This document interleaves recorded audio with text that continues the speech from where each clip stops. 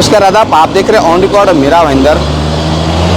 Meera road का ये गोल्डननेस इलाका है और मेरे पीछे ठीक आप देख रहे हैं कि एक बहुत बड़ा सा होर्डिंग लगा हुआ है जिसमें राज्य के गृह मंत्री और उप मुख्यमंत्री देवेंद्र फडणवीस को पूर्व विधायक नरेंद्र मेहता द्वारा देव मानुस बताया जा रहा है। देव मानुस ये एक मराठी का शब्द है जिसे हम आसान भाषा में समझने की अगर कोशिश करें तो भगवान रूपी इंसान, ऐसा उसका मतलब होता है। इस होर्डिंग के पीछे क्या कारण हो सकता है, इसके अलग अलग अब चर्चाएं शुरू होने लगी है। क्या एक्स एमएलए नरेंद्र मेहता को आने वाले विधानसभा चुनाव की टिकट का कंफर्मेशन तो नहीं मिला है? क्या एक्स एमएलए नरेंद्र मेहता को आने वाले लोकसभा चुनाव की कोई बहुत बड़ी जिम्मेदारी तो नहीं मिली है?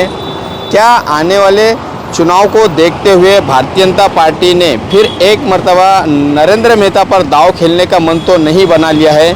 इस तरह की अलग अलग चर्चाएं और तर्क वितर्क लगने शुरू हो चुके हैं मीरा भाईंदर शहर में। मीरा भाईंदर शहर की अगर मैं बात करूं तो हमारे मीरा भाईंदर शहर को एम फैक्टर बहुत रास आया है। शुरुआत अगर मैं एम फैक्टर की बात करता हूँ तो एम यानी मीरा भाईंदर, इस शहर की शुरुआत ही एम वर्ड से होती है। हमारे शहर के जो नेता है जिनके नामों में एम ये वर्ड आया है, उन्होंने हमारे शहर पर राज किया है, हमारे शहर का विकास किया है और उनके रहते हमारे शहर में कभी भी जातिवादी सांप्रदायिकता को उन्होंने पनपने नहीं दिया है। शुरुआत में करता हूँ मीरा भाईंदर का एम से के मीरा रोड के नया नगर के जो सीनियर कांग्रेसी लीडर और एक्स एमएलसी सैयद मुजफ्फर हुसैन, जिनके नाम में एम आता है, उन्होंने भी इस मीरा भाईंदर शहर में अपनी पूरी ज़िंदगी लगा दी है राजनीति करते हुए, लेकिन कभी भी उन्होंने मीरा भाईंदर शहर में हिंदू मुस्लिम तनाव को बढ़ने नहीं दिया और अगर कहीं पर सुगबुगाहट भी हुई है तो उन्होंने उस सुगबुगाहट को जगह पर ही ख़त्म किया। सेकुलर विचारधारा और आपसी भाईचारगी लेकर चलने वाले सैयद मुजफ्फर हुसैन का जितना भी कार्यकाल हमने देखा है, उनके कार्यकाल में उन्होंने केवल राजनीति की है, कभी भी उन्होंने धर्म की राजनीति नहीं की है। ये बात और है कि किस्मत से सैयद मुजफ्फर हुसैन मुस्लिम है और मीरा रोड के नया नगर इलाका जो मुस्लिम बहुल इलाका है, पूरा वोट बैंक आज उनके झोले में भरा पड़ा रहता है। इसके चलते वो हमेशा से यहाँ पर अपना वर्चस्व बनाए हुए हैं, लेकिन उन्होंने कभी भी धर्म की राजनीति नहीं की और ना ही उन्होंने जाति का कार्ड खेला। दूसरा नंबर आता है शहर के ex MLA Gilbert John Mendoza का, जिनके घर में प्रथम महापौर का पद गया है, जो खुद भी एक्स एमएलए रह चुके हैं। वो भी हमेशा से सेकुलर माइंडेड ही रहे हैं। एक तरह से मीरा भाईंदर शहर में एक एक्स एमएलए गिलबर्ट मेंडोजा ने जो राज किया है, जो उनका दौर है, उस दौर को भी भुलाया नहीं जा सकता कि यहाँ पर हमेशा से लोग आपस में भाईचारा के साथ में रहते थे। जातिवादी को कभी भी उन्होंने पनपने नहीं दिया और ना ही कभी ऐसा कोई मौका आया कि उनके कार्यकाल में, उनके दौर में हिंदू और मुसलमान के बीच में दूरियां फैली हो, ऐसा कभी नहीं हुआ। ये दूसरा दौर था एक्स एमएलए गिलबर्ट मेंडोजा का। उसके बाद में तीसरा जो दौर आया है भारतीय जनता पार्टी के एक्स एमएलए नरेंद्र मेहता का। नरेंद्र मेहता भले ही भारतीय जनता पार्टी से चुनकर आते हैं, मुस्लिम समाज भारतीय जनता पार्टी को वोट नहीं देता है, लेकिन मुस्लिम समाज के भीतर भी एक्स एमएलए नरेंद्र मेहता ने बहुत ही बड़ी जगह बना रखी थी और यही कारण था कि उन्होंने 2014 से लेकर 2019 तक का उनका जो कार्यकाल था, उन्होंने सभी धर्म जाति के लोगों को साथ में लेकर चले।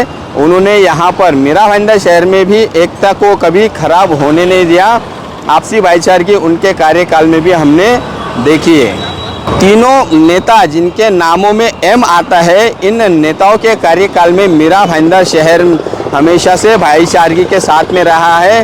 लोग यहाँ पर फले फूले हैं, लोगों ने यहाँ पर विकास किया है, शहर ने भी यहाँ पर काफ़ी विकास किया है तीनों के कार्यकाल में। शिवसेना पार्टी से आने वाले एमएलए प्रताप सरनाईक की अगर मैं बात करता हूँ तो वो चूँकि ठाणा में रहते हैं, उनकी अब मीरा भाईंदर शहर में बहुत ज़्यादा नज़रें रहती है। मीरा भाईंदर शहर में भी उन्होंने जो राजनीति की है, केवल अपने पार्टी को लेकर राजनीति की है, समय की राजनीति की है, लेकिन उन्होंने भी कभी मीरा भाईंदर शहर में हिंदू और मुसलमान के बीच में नफरतें बढ़े या उनके बीच में दूरियां हो, ऐसा कभी भी कोई कार्य नहीं किया है और ना ही वो ऐसी विचारधारा वाले रहे हैं। एमएलए प्रताप सरनाइक भी सेकुलर विचारधारा लेकर चलते हैं, आपसी भाईचारगी की बात करते हैं और इसी पर वो यकीन करते हैं। लेकिन पिछले साल से हम देख रहे हैं कि हमारे मीरा भाईंदर शहर में जो हिंदू और मुस्लिम तनाव को बढ़ाया जा रहा है, उसे हवा दी जा रही है। हमारे ही शहर के नेता है जो चाहते हैं कि वो किसी भी तरह से शहर को हिंदू और मुसलमान के बीच में दूरियां पैदा करके तनाव को बरकरार रखे, ताकि हिंदू वोट बैंक उनके झोली में आए और आने वाले चुनाव में उन्हें इसका लाभ मिल सके। हालांकि उनके नाम में एम फैक्टर नहीं है, इसलिए वो मीरा भाईंदर शहर के राजनीति में नाकाम रहे हैं, विफल रहे हैं।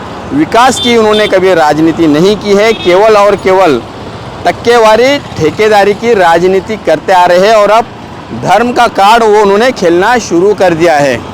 आता हूँ मैं असल मुद्दे पे कि हमारे शहर की जो जनता है, क्या ये भी हिंदू और मुसलमान के बीच में तनाव चाहती है? हमारे शहर के वोटर्स भी क्या ये चाहते हैं? तो जवाब इसका ना मिलेगा। और यही कारण है कि अब खुद अपने आप को हिंदू का सबसे बड़ा रक्षक, अपने आप को सबसे बड़ा रखवाला यहाँ पर बताया जा रहा है। लेकिन हमारे शहर की जनता इसे बिल्कुल पसंद नहीं कर रही है। ना ही हमारे शहर का पुलिस डिपार्टमेंट हो या हमारे शहर का ब्यूरोक्रेट्स यानी म्यूनिसिपल कॉरपोरेशन हो, कोई भी नहीं चाहता कि हमारे शहर में हिंदू और मुसलमान के बीच में तनाव पैदा रहे, यहाँ पर सांप्रदायिकता बढ़े। यही कारण है कि पिछले दिनों जब यहाँ पर तेलंगाना के विधायक टी राजा आए थे, उस वक्त यहाँ पर सबसे पहले तो पुलिस ने भड़काऊ भाषण देने के लिए मशहूर टी राजा को यहाँ पर आने की अनुमति ही नहीं दी, उनके परमिशन को खारिज कर दिया। उसके बाद जब ये मामला हाईकोर्ट में गया तो हाईकोर्ट ने कुछ शर्तों के बाद में टी राजा को शहर में आने की अनुमति दी। यहाँ पर मीरा भाईंदर शहर में म्यूनिसिपल कॉरपोरेशन से लेकर राज्य सरकार तक हिंदू नेताओं की सरकार है, लेकिन ना तो म्यूनिसिपल कॉरपोरेशन ने इस टी राजा के दौरे को कहीं पर सभा लेने की परमिशन दी और ना ही शहर के बिल्डरों ने अपनी जगह दी ताकि वहाँ पर ये सभा हो सके। इससे साफ पता चलता है कि हमारे शहर के लोग, हमारे शहर के नेता, हमारे शहर के कॉरपोरेशन, हमारे शहर की पुलिस इस शहर में हिंदू और मुसलमान सांप्रदायिकता को बढ़ावा देना नहीं चाहते, ख़त्म करना चाहते हैं, यहाँ पर सेकुलरिज्म का राज रखना चाहते हैं। उन नेताओं की आइडियोलॉजी साफ हो चुकी है जो मीरा भाईंदर शहर में हिंदू और मुसलमान के बीच में तनाव पैदा करना चाहते हैं। आखिर में जाते जाते आपका ध्यान एक मरतबा फिर मैं इसी होर्डिंग पर आप लोगों का आकर्षित करना चाहूँगा कि इस होर्डिंग को देखकर आप लोग अंदाज़ा लगा सकते हैं कि एक्स एमएलए नरेंद्र मेहता ने इस होर्डिंग में कहीं पर भी अपना खुद का पोस्टर नहीं लगाया है, ना ही प्रोटोकॉल के मुताबिक जो बड़े नेता है उन नेताओं का इसमें पोस्टर, उनका फ़ोटो लगाया है, ना कहीं पर तस्वीरें है किसी की, केवल और केवल सिर्फ गृह मंत्री देवेंद्र फडणवीस की है। एक तरह से ये चर्चा का विषय बना हुआ है कि क्या कहीं नरेंद्र मेहता को कोई बड़ा कद तो नहीं मिला, पार्टी में कहीं उनका दर्जा तो नहीं बढ़ा, पार्टी उन पर कोई बड़ा दाव तो नहीं खेलने वाली है। इस तरह की चर्चाओं ने मीरा भाईंदर शहर में जोर पकड़ा हुआ है।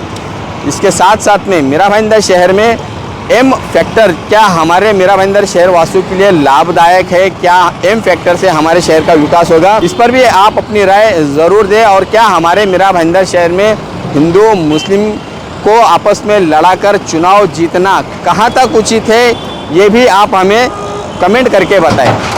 आप देख रहे हैं कैमरामैन आरिफ कुरैशी और साबिर शेख के साथ ऑन रिकॉर्ड मीरा भाईंदर। धन्यवाद।